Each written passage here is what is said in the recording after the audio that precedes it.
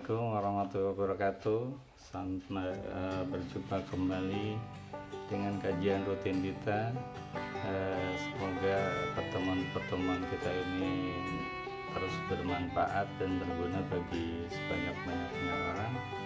Untuk itu, bagi teman-teman yang belum subscribe, silakan untuk di-subscribe terlebih dahulu.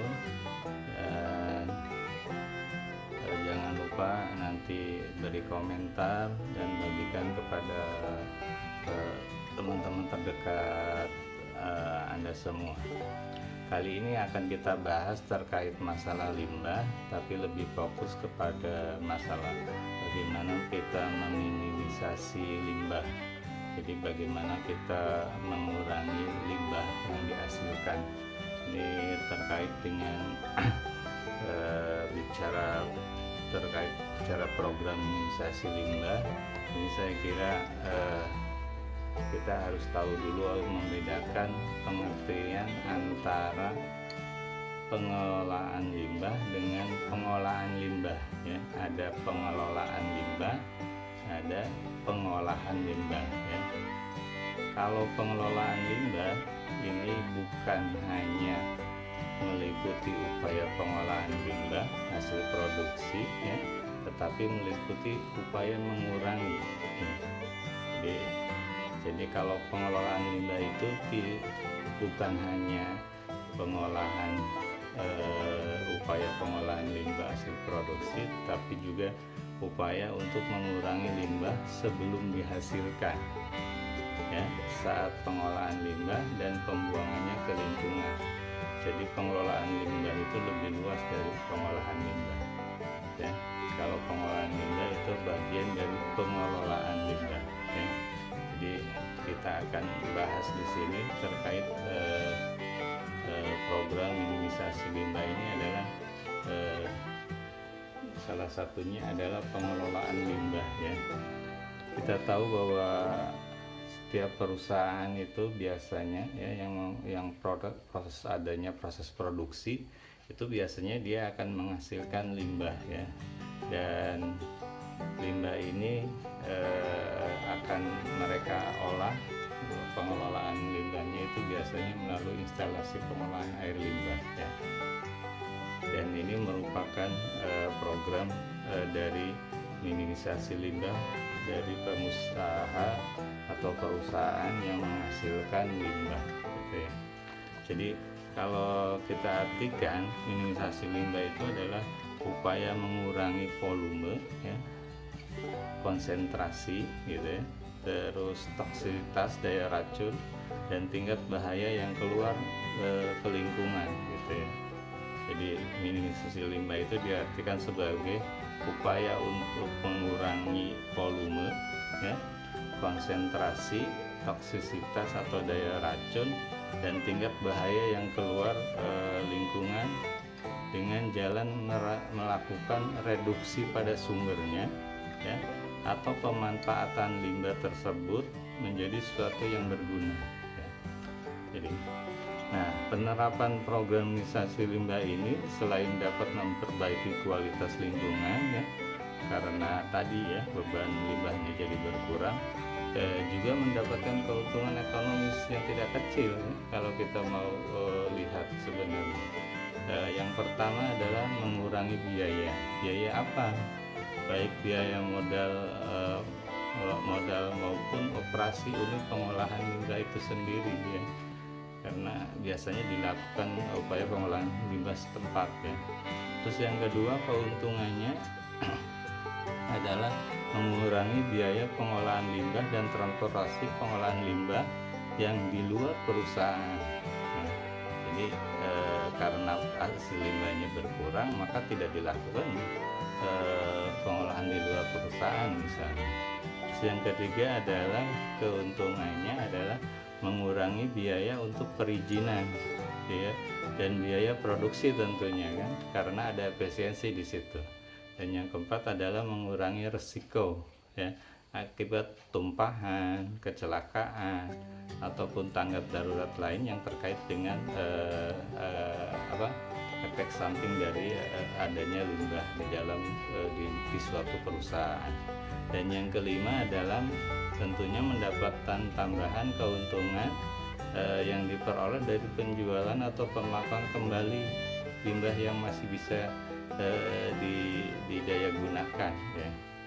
Nah pertanyaannya, bagaimana cara minimisasi limbah ini gitu ya. Nah inilah yang akan kita coba bahas untuk pertemuan kali ini. Jadi program minimisasi limbah ini kalau lihat dari keuntungan-keuntungan tadi harusnya adalah menjadi prioritas ya, prioritas paling utama terkait strategi pengelolaan lingkungan di tiap-tiap perusahaan gitu ya. Pada dasarnya cara minimisasi limbah ini ada dua yang bisa kita lakukan. Yang pertama ada tadi reduksi pada sumbernya. Reduksi pada sumber ini kalau teman-teman perhatikan ini merupakan upaya untuk mengurangi tadi volume ya, konsentrasi, toksisitas dan tingkat bahaya limbah keluar lingkungan ya, secara preventif. Jadi sebelum terjadi gitu ya, secara preventif langsung pada sumbernya, jadi sumber penghasil limbah dilakukannya. Jadi pertama adalah dengan cara reduksi pada sumber ya, yaitu merupakan upaya untuk mengurangi volume, konsentrasi, toksisitas dan tingkat bahaya limbah yang keluar lingkungan secara preventif langsung pada sumbernya ya. Yang kedua, kita bisa lakukan dengan pengamatan limbah ya. Nah, kita bahas satu persatu. Yang pertama tadi adalah reduksi pada sumber. Apa saja yang bisa kita lakukan terkait dengan pengolahan limbah di reduksi pada sumber ini ya. Karena kalau teman-teman lihat pada tahapan-tahapan produksi itu sebenarnya banyak bisa yang kita lakukan untuk minimisasi limbah.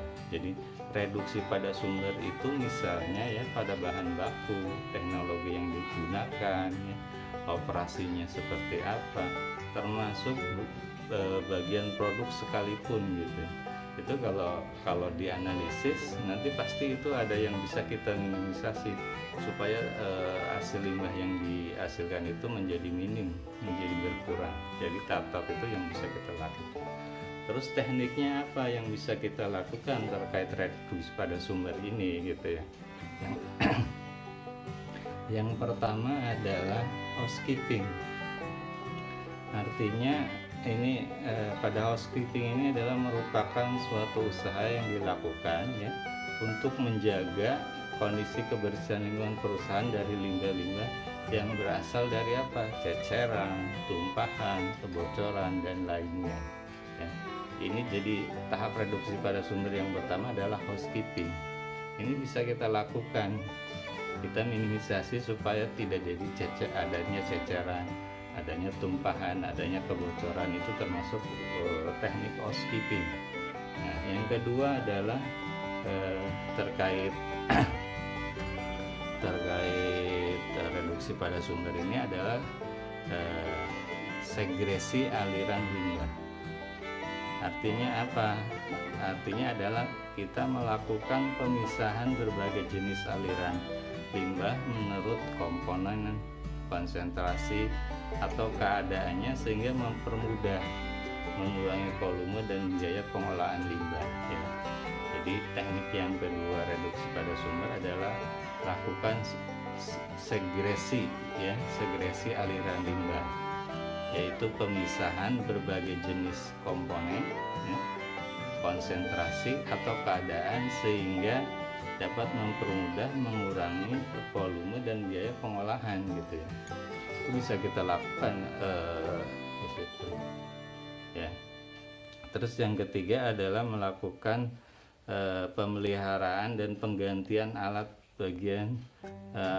tertentu yang menurut waktu telah dijadwalkan kerusakannya. Jadi jangan sampai maintain perbaikan itu diabaikan. Justru alat-alat yang maintainnya bagus itu sebenarnya sejatinya bisa membantu juga gitu ya terkait dengan proses pengurangan limbah itu.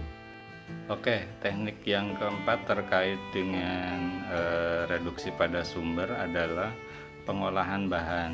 Berarti supaya suatu upaya untuk mengelola bahan sedemikian rupa agar persediaan cukup, terus juga menjamin kelancaran proses produksi, tetapi di sisi lain juga tidak berlebihan sehingga tidak menimbul kerusakan lingkungan dan pemakaian bahan yang terkontrol sehingga tidak terjadi kerusakan terhadap bahan yang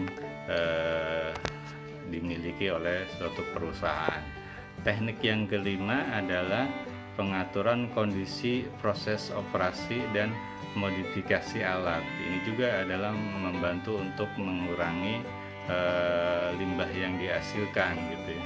Dengan adanya modifikasi alat sehingga lebih efisien, akan mengurangi jumlah yang dihasilkan, mengurangi bahan yang harus didaur ulang dan limbah yang dibuang gitu ya. Dan yang terakhir, teknik yang terakhir terkait reduksi pada sumber ini adalah bagaimana kita melakukan substitusi bahan ya, yaitu mengganti bahan yang beracun misalnya dengan bahan yang kurang beracun tapi fungsinya masih sama, atau tidak beracun sama sekali, itu luar biasa gitu ya, misalnya bahan-bahan yang digunakan. Dan sehingga apa, ini akan mengurangi jumlah limbah yang dihasilkan gitu ya. Itu jadi 6 teknik yang bisa kita lakukan dalam langkah yang pertama tadi, reduksi pada sumber ya. Jadi bisa dilakukan di housekeeping tadi, terus juga segregasi aliran limbah, termasuk juga maintain perbaikan alat yang terjadwal dengan baik, termasuk pengolahan bahan yang akan digunakan gitu ya. Termasuk yang kelima tadi adalah pengaturan kondisi saat operasi dan modifikasi alat yang bisa kita gunakan. Dan yang terakhir tadi adalah kita bisa melakukan substitusi bahan, artinya mengganti bahan yang berbahaya dengan yang kurang berbahaya gitu ya, sehingga hasil limbah yang dihasilkan pun akan berkurang.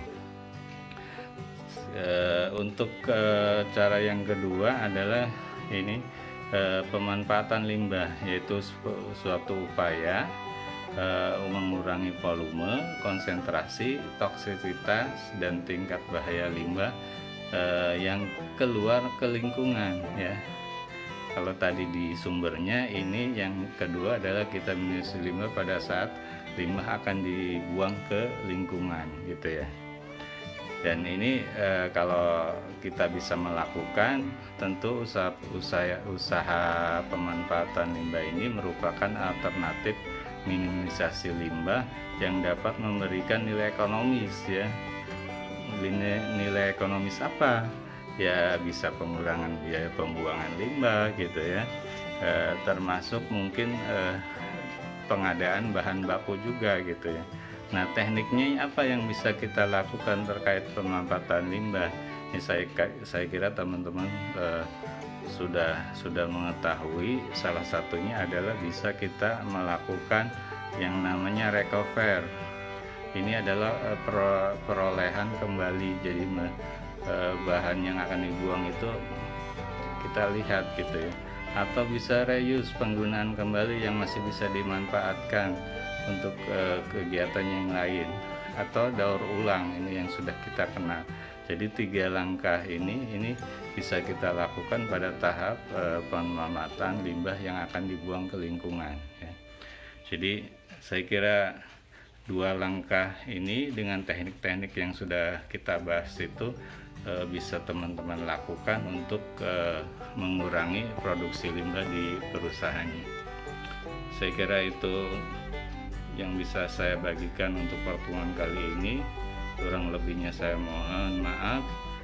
Jangan lupa untuk tulis komentar terkait kajian-kajian kita, dan juga subscribe yang belum subscribe, dan sebarkan tayangan ini kepada teman-teman yang lain sehingga mendapatkan manfaat dari kajian yang kita lakukan. Mungkin itu yang bisa saya sampaikan. Saya mohon maaf. Saya akhiri. Bila taufiq wal hidayah. Assalamualaikum warahmatullahi wabarakatuh.